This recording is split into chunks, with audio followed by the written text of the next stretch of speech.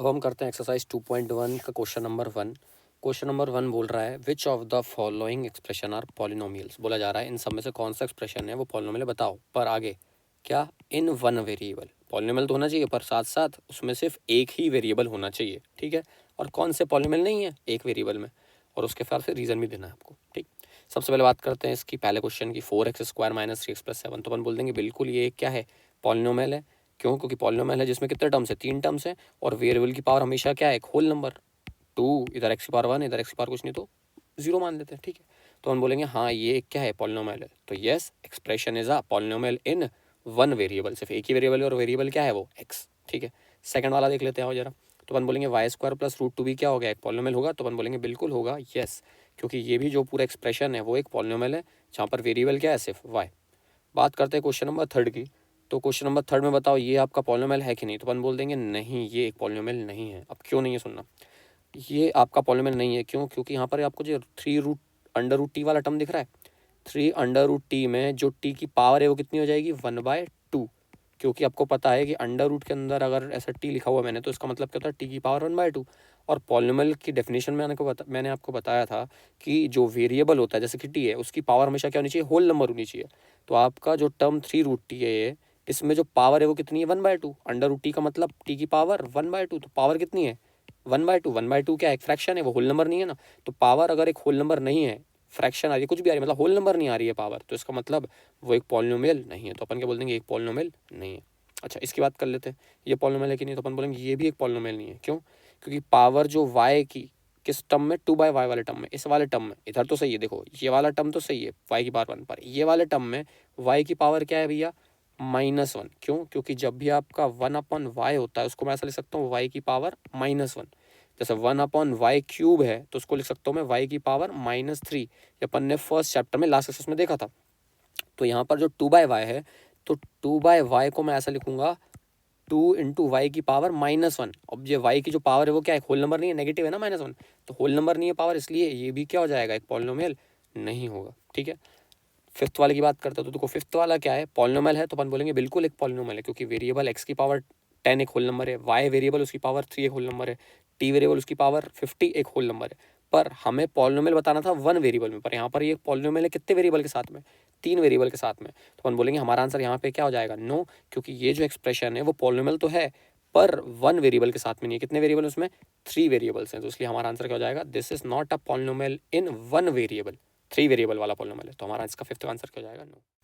अब हम देख लेते हैं क्वेश्चन नंबर 2। बहुत ही ज़रा सा क्वेश्चन है, जल्दी से हो जाएगा। बोला जा रहा है कोएफिशिएंट ऑफ x² बता दो। अब सबको तो पता ही है क्या कि कोएफिशिएंट का मतलब क्या होता है, जो वेरिएबल के साथ में लगा रहता है, अलॉन्ग साइड जो वेरिएबल के लगा रहता है। तो हमें यहाँ पर किसका कोएफिशिएंट बताना है, x² का। x² के साथ में जो भी लगा होगा इन पॉलिनोमियल्स के अंदर, तो हमें उसको बताना है, ठीक है। तो x² के साथ में पहले वाली चीज़ में क्या लगा हुआ है, x² के साथ में, तो हम बोलूँगा x² के साथ में तो यहाँ पर कुछ भी नहीं है।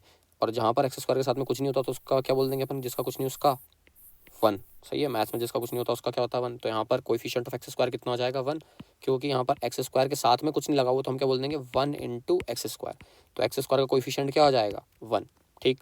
अच्छा, सेकंड वाले में बताओ x² का कोएफिशिएंट क्या हो जाएगा। तो मैं बोलूँगा x² का कोएफिशिएंट हो जाएगा -1, ठीक है। क्या भाई, -1 को भी इंक्लूड करना ना, x² के साथ में तो कुछ नहीं लगा, -1 लगा हुआ है, तो मैं इसको ऐसे लिख दूंगा -1 इंटू x²। तो x² का कोएफिशिएंट क्या हो जाएगा, -1। x² के साथ में क्या लगा हुआ है, -1, ठीक है। थर्ड वाले में बता दो, थर्ड वाले में बता दो x² के साथ में क्या लगा हुआ है। तो x² के साथ में क्या लगा हुआ है, π/2। तो x² का कोएफिशिएंट क्या हो जाएगा, π/2। जो भी x² के साथ में लगा रहेगा वो इसका कोएफिशिएंट। तो x² के साथ में क्या लगा हुआ है, π/2। तो π/2 is the coefficient of x²। अच्छा, आगे बात करना लास्ट वाले टर्म में, x² के साथ में क्या लगा हुआ है बताना है यहाँ पे। तो मैं बोल, x² तो है ही नहीं, और x² है ही नहीं तो इसके साथ में क्या लगा रहेगा। तो देखना, मैं इसको ऐसा लिख सकता हूँ, इस एक्सप्रेशन को ना मैं जानबूझ के ऐसा लिख रहा हूँ, 0 इंटू x² प्लस √2x -1 लिख सकता हूँ। क्यों? क्योंकि 0 इंटू एनीथिंग क्या हो जाता है, 0 ही हो जाता है। और 0 प्लस ये √2x प्लस 1 √2x -1 करूँगा तो यही आ जाएगा। तो इसका मतलब जब यहाँ पर x² है ही नहीं, इस टर्म में जब x² है ही नहीं, तो उसके कोएफिशिएंट क्या हो जाएंगे। तो अपन बोल देंगे x² का कोएफिशिएंट यहाँ पे क्या हो जाएगा, 0। तो मैं बोल दूंगा कोएफिशिएंट कितना हो जाएगा यहाँ पे, 0, ठीक है। क्योंकि x² है ही नहीं, तो x² है ही नहीं तो मैं क्या लिख दूंगा, 0 इंटू x² नाम करके अपने मन से एक चीज़ डाल दूंगा। क्योंकि x² है ही नहीं तो x² का कोएफिशिएंट कितना हो जाएगा, 0 हो जाएगा। तो सब क्या आंसर। अब हम करते हैं question number third. Question number third बोल रहा है कि भैया हमें एक बायनोमियल बताना है। बायनोमियल मतलब जिसके दो टर्म्स होंगे, जिसकी डिग्री कितनी होगी 35, मतलब उस बायनोमियल में जो वेरिएबल उसकी हाईएस्ट पावर कितनी होनी चाहिए 35। और एक दूसरा एग्जाम्पल बताना है मोनोमियल का, जिसकी डिग्री कितनी होगी 100। तो ठीक है, आओ लिख देते हैं।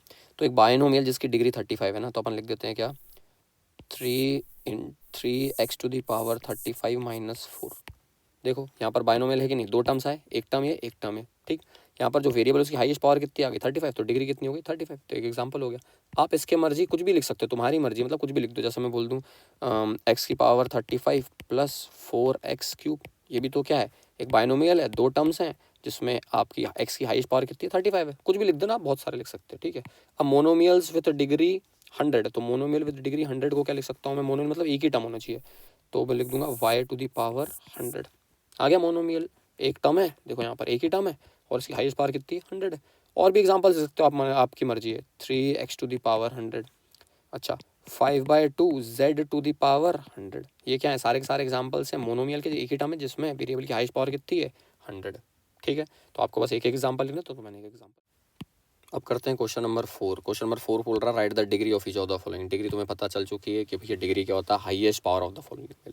तो देखो यहाँ पर इधर इस पॉलिनोमियल में हाईएस्ट पावर कितनी है, वेरिएबल की कितनी है 3 है ना, x⁻2 भी है इधर, x⁻ कुछ नहीं तो 1 भी है, पर इधर हाईएस्ट पावर कितनी है 3 है, तो डिग्री कितनी हो गई इसकी 3। मैं बाजू में ही आंसर लिख रहा हूँ, ठीक है क्या, इसकी डिग्री कितनी होगी 3। अच्छा, इस पॉलिनोमियल में बताओ, सेकंड वाले क्वेश्चन में, इस पॉलिनोमियल में हाईएस्ट पावर कितनी है वेरिएबल की 2, तो डिग्री कितनी हो गई 2, ठीक है।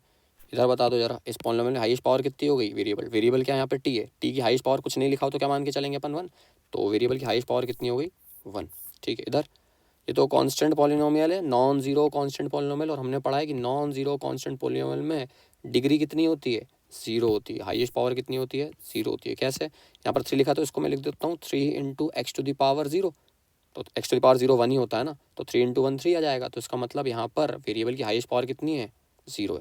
तो for constant non zero polynomial जो डिग्री होती है वो कितनी होती है 0। चलो हो गया। अब क्वेश्चन नंबर 5 भी यहीं देख लो आप। तो क्वेश्चन नंबर 5 क्या कह रहा है, क्वेश्चन नंबर 5 कह रहा है कि आपको बताना है कि कौन सा लीनियर, क्वाड्रेटिक और क्यूबिक पॉलिनोमियल इन सब में से, ठीक है। तो लीनियर के लिए अपन एल डाल देंगे, क्वाड्रेटिक के लिए क्यू और क्यूबिक के लिए सी डाल देंगे, ठीक है। तो कौन सा वाला, देखो लीनियर का मतलब क्या होता है, जिसमें हाईएस्ट पावर कितनी होती है 2, मतलब जिसकी डिग्री।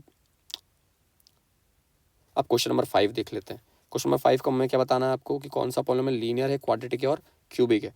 तो लीनियर मतलब जिसकी हाईएस्ट पावर कितनी होनी चाहिए 1, हाईएस्ट पावर 1 यानी डिग्री 1 तो लीनियर, डिग्री 2 होती है तो वो क्वाड्रेटिक पॉलिनोमियल हो जाता है, और डिग्री 3 होती है तो वो क्यूबिक पॉलिनोमियल हो जाता है। तो देखो जरा, पहले क्वेश्चन में डिग्री कितनी है 2 है ना, तो डिग्री 2 इसका मतलब क्या हो जाएगा, ये क्वाड्रेटिक, क्यू मतलब क्वाड्रेटिक, ठीक है। अच्छा, सेकंड वाले क्वेश्चन बताओ, हाईएस्ट पावर कितनी है वेरिएबल की, इधर वेरिएबल की पावर 1 है, इधर वेरिएबल की पावर कितनी है 3 है, तो हाईएस्ट पावर कितनी है वेरिएबल की 3 है, इसका मतलब क्या हो जाएगा, ये क्या हो जाएगा क्यूबिक, ठीक है क्या, क्यूबिक। अच्छा, आगे बताना थर्ड वाला, थर्ड वाले में हाईएस्ट पावर 2, तो ये क्या हो जाएगा क्वाड्रेटिक।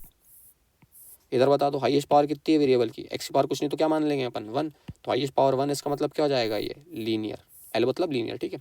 अच्छा, इधर फिफ्थ वाला में भी देखो एक ही टर्म है, और जो टी है उसकी हाईएस्ट पावर कितनी कुछ नहीं तो लिखा, तो अपन क्या मान लेंगे 1, तो ये क्या हो गया लीनियर टर्म।